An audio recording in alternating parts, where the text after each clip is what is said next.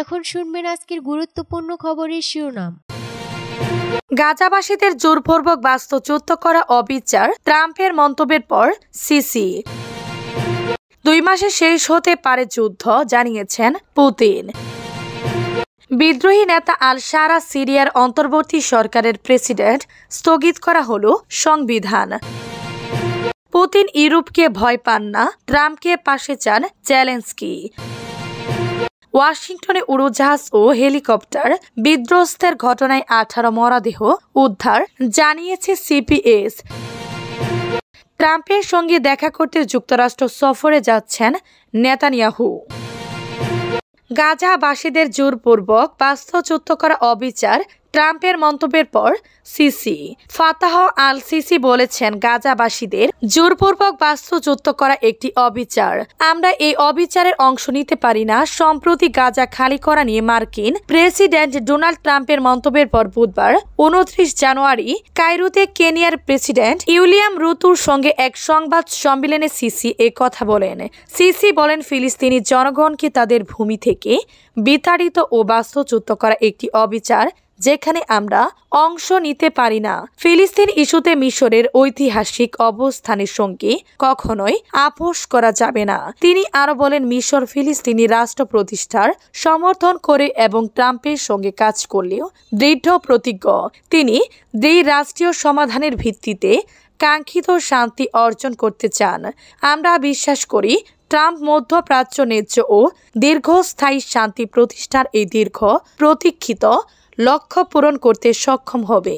19 জানুয়ারি Israel Hamas যুদ্ধবিরতি কার্যকর হওয়ার পর গত সোমবার ট্রাম্প গাজা উপত্যকা খালি করার পরিকল্পনা তুলে ধরে ফিলিস্তিনদের মিশর বা জর্ডানের মতো স্থানে সরে যাওয়ার আহ্বান জানান। সাংবাদিকদের সঙ্গে আলাপকালে ট্রাম্প বলেন, তিনি আশা করেছেন মিশরের প্রেসিডেন্ট কিছু গাজাবাসীকে তার দেশে নিয়ে যাবেন। আমরা তাদের অনেক সাহায্য করেছি এবং আমি নিশ্চিত যে তিনি আমাদের সাহায্য করবেন। আমি মনে করি এটি জর্ডানের রাজারাও করবেন। 2 মাসে শেষ হতে পারে যুদ্ধ, জানিয়েছেন পুতিন। পশ্চিমারা যদি কিয়েভকে অর্থ ও অস্ত্র সহায়তা প্রদান বন্ধ করে তাহলে 2 মাসের মধ্যে ইউক্রেনে যুদ্ধ শেষ হয়ে যাবে বলে মন্তব্য করেছেন রাশিয়ার প্রেসিডেন্ট ভ্লাদিমির পুতিন।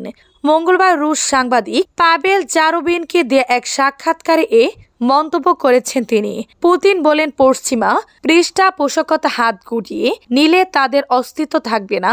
পশ্চিমাদের অর্থ ও গোলাবারুদ ফুরিয়ে গেলে তারা 1 মাসেও টিকতে পারবে না। এদিকে ইউক্রেনের সঙ্গে শান্তি আলোচনা করতে চান পুতিন, তবে তিনি দেশটির প্রেসিডেন্ট ভলোদিমির জেলেনস্কির সঙ্গে যে কোনো আলোচনা প্রত্যাখ্যান করেছেন। অন্যদিকে জেলেনস্কি বলেছেন, পুতিন ইউক্রেন যুদ্ধের অবসানের আলোচনায় ভয় পাচ্ছেন। পুতিন ইউরোপকে ভয় পান না, ট্রাম্পকে পাশে চান জেলেনস্কি।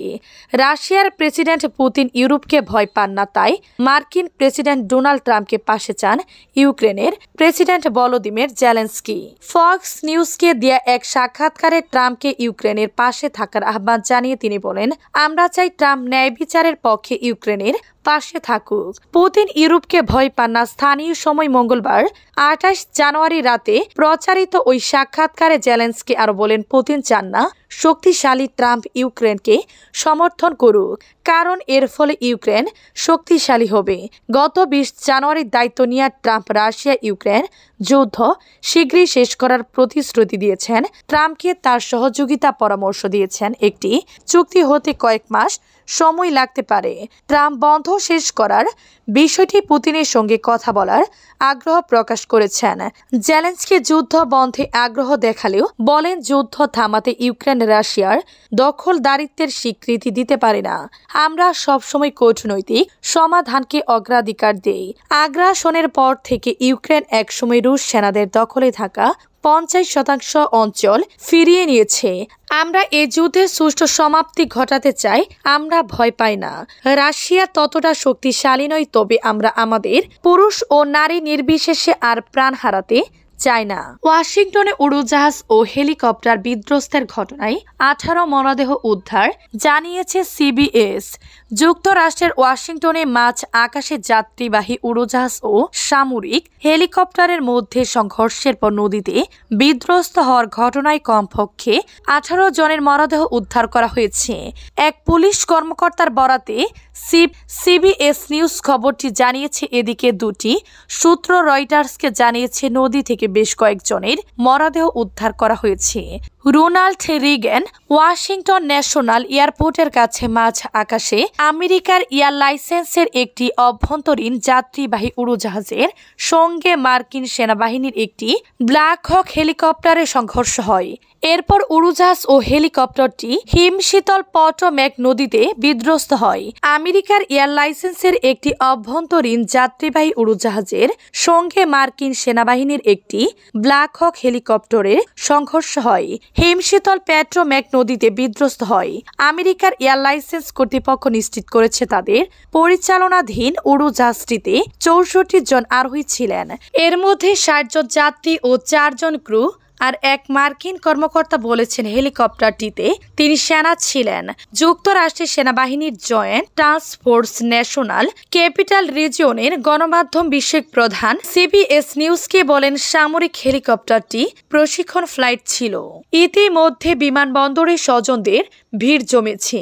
তারা বলেছেন ঘটনাটির বিষয়ে কর্তৃপক্ষের কাছ থেকে তেমন কোনো তথ্য পাননি, বরং বিভিন্ন সংবাদ মাধ্যমের প্রতিবেদন থেকে বেশি তথ্য পাচ্ছেন তারা। 2009 সালের ফেব্রুয়ারির পর যুক্তরাষ্ট্রে যাত্রীবাহী উড়োজাহাজে কোনো প্রাণঘাতী দুর্ঘটনা ঘটেনি। তবে সাম্প্রতিক বছরগুলিতে উড়োজাহাজে এমন কিছু ঘটনা ঘটেছে যেগুলোতে হতাহতের ঘটনা ঘটতে পারত, আর এই নিয়ে গুরুতর উদ্বেগ দেখা দিয়েছে। ট্রাম্পের সঙ্গে দেখা করতে যুক্তরাষ্ট্র সফরে যাচ্ছেন নেতানিয়াহু। ডোনাল্ড ট্রাম্পের সঙ্গে সাক্ষাৎ করতে যুক্তরাষ্ট্র সফরে যাচ্ছেন ইসরায়েলি প্রধানমন্ত্রী বেনিয়ামিন নেতানিয়াহু। আগামী 4 ফেব্রুয়ারি তিনি এ সফর করবেন বলে জানিয়েছে ইসরায়েলি প্রধানমন্ত্রীর অফিস। হোয়াইট হাউস সূত্রের বরাতে বিবিসিকে বলেছেন ট্রাম্পের দ্বিতীয় মেয়াদে এসে প্রথম কোনো বিদেশি নেতা হিসেবে নেতানিয়াহু এ সফর করবেন। তারিখ এখনো ঠিক হয়নি, তবে সামনের সপ্তাহের শুরুতে এ সফর অনুষ্ঠিত হবে। সম্প্রতি ট্রাম্প ও সাংবাদিকদের জানান খুব দ্রুত ইসরায়েলি প্রধানমন্ত্রী তার সাথে দেখা করতে ওয়াশিংটন সফর করবেন।